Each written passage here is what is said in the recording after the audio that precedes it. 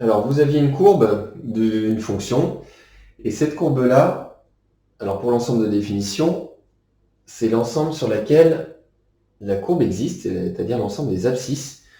Et on voit que le premier point de la courbe est d'abscisse moins 4, donc moins 4 a une image, et tous les suivants, les nombres qui sont plus grands que moins 4 aussi, jusqu'à l'abscisse 4 qui, elle, a une image également, et pas d'image après pour toutes les autres abscisses. Donc l'ensemble de définition, c'est l'intervalle qui va de moins 4 jusqu'à 4, intervalle fermé. Toutes ces abscisses ont une image, les autres non. L'image de 1, il faut se placer en 1 en abscisse et regarder de combien on monte ou on descend pour aller verticalement vers la courbe. Et on constate que l'ordonnée est 3. L'image, c'est l'ordonnée. C'est ça le résultat. L'image de 0, je me place à 0 en abscisse. Je regarde de combien je monte pour atteindre la courbe. Verticalement, on monte jusqu'à 2. Donc l'image de 0, c'est 2. Ce qu'il y a dans la parenthèse, je rappelle que c'est l'abscisse. Et le résultat ici, c'est l'ordonnée. L'image de moins 3, je me positionne à moins 3 et je constate que je suis directement sur l'axe des abscisses. C'est-à-dire que je ne monte pas, je ne descends pas, je suis pile au niveau 0.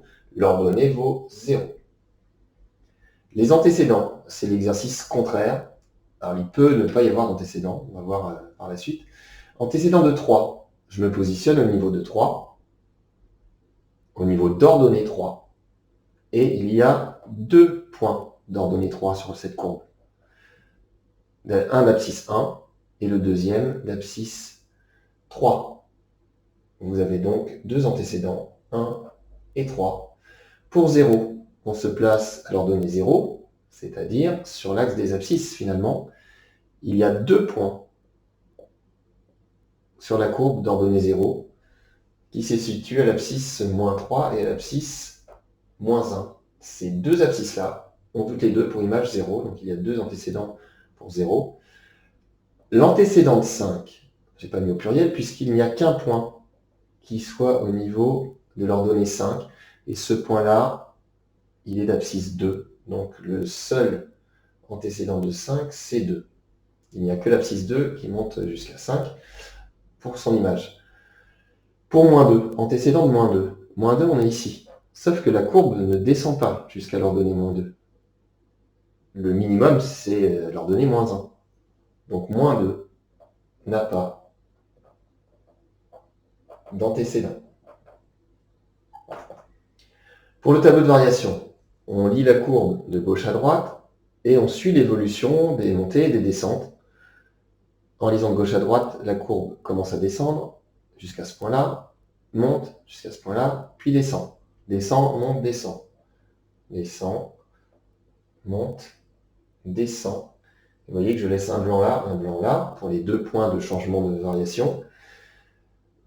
J'ai mis les trois flèches au même niveau à peu près, peu importe si ça monte ici plus haut qu'ici, on fait les trois flèches à peu près équivalentes.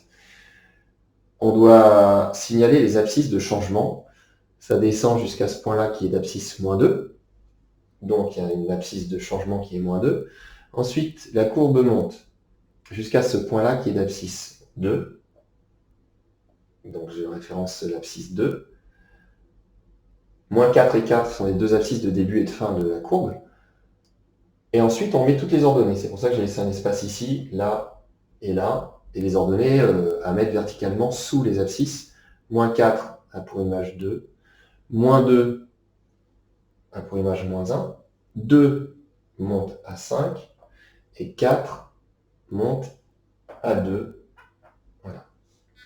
C'est ce qu'on appelle un tableau de variation. On écrit les flèches, les abscisses de changement et les ordonnées au bout des flèches.